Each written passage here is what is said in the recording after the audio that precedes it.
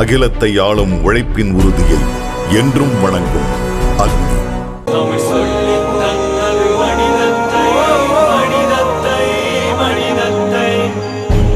இனமென பிரிந்தது போதும், மதமென பிரிந்தது போதும், மனிதம் ஒன்றே தீர்வாகும். கொஞ்சம் நிதானமா இருக்கணும். இதெல்லாம் பெரிய விஷயம் கிடையாது. நீங்க இன்னுமே திடமா இருக்கணும். சரியா? உங்க காலெல்லாம் சரி பண்ணி கொண்டு வந்திருக்கோம் இல்லையா?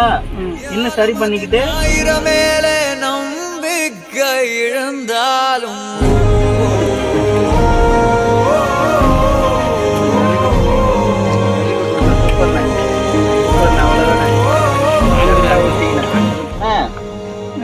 கட்டில் உங்களுக்கு வாங்கிட்டு வந்திருக்கேன். இதுல நீங்க படுத்துக்குங்க. சரியா?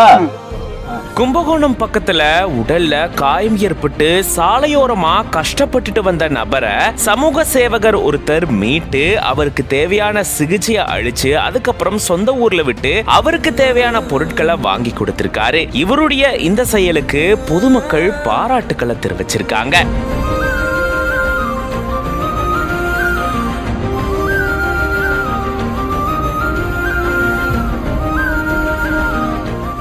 மயிலாடுதுறை மாவட்டம் தரங்கம்பாடி அடுத்திருக்கக்கூடிய பெரம்பூர் பகுதியை சேர்ந்தவர் பாரதி மோகன் அப்படின்றவரு. இவரே கடந்த 10 ஆண்டுகளா இவருடைய பெயர்லயே அறக்கட்டளை ஒண்ணு நடத்திட்டு வராரு. இதன் மூலமா நிறைய பேருக்கு நிறைய உதவிகளையும் செஞ்சுட்டு வராரு. இந்த சூழல்ல தான் கும்பகோணம் பக்கத்துல சாலையோரமா ஒருத்தர் முடியாம கை கால்கள் உடம்புல எல்லாம் காயம் ஏற்பட்டு கஷ்டப்பட்டுட்டு வரதா இவருக்கு தகவல் கிடைச்சிருக்கு. அந்த தகவலின் அடிப்படையில பாரதி மோகன் அங்க போயிட்டு அங்க இருந்த சண்முகம் அப்படின்றவரை மீட்டிருந்திருக்காரு. முதல்ல அவருக்கு முதலுதவி சிகிச்சையா அளிச்சிருந்திருக்காரு. அதை தொடர்ந்து தஞ்சாவூர் அரசு மருத்துவமனையில சிகிச்சைக்காக சேர்த்து அவருக்கு சிகிச்சை அளிக்கப்பட்டிருக்கு. அதை தொடர்ந்து அவருடைய சொந்த ஊரான முட்டக்குடி அப்படின்ற பகுதிக்கு சமூக சேவகர் பாரதி மோகன் சண்முகத்தை கூட்டிட்டு போயிருந்திருக்காரு. அதுக்கப்புறம் அவருக்கு தேவையான சக்கர நாற்காலி, கட்டில் உள்ளிட்ட பொருட்கள் எல்லாத்தையுமே வாங்கி கொடுத்து உதவி செஞ்சிருக்காரு. இப்படி சாலையோரமா ஒருத்தர் ரொம்பவே கஷ்டப்பட்டுட்டு வராரு அப்படின்ற செய்தியை கேட்டு அதுக்காக மயிலாடுதுறையிலிருந்து கிளம்பி கும்பகோணம் போயிட்டு அவருக்கு உதவி செஞ்சுட்டு வந்திருக்காரு இந்த சமூக சேவகர். இவருடைய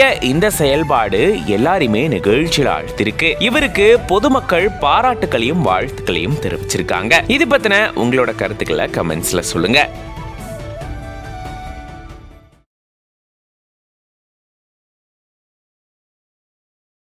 அகிலத்தை ஆளும் உழைப்பின் உறுதியை என்றும் வணங்கும் அக்னி.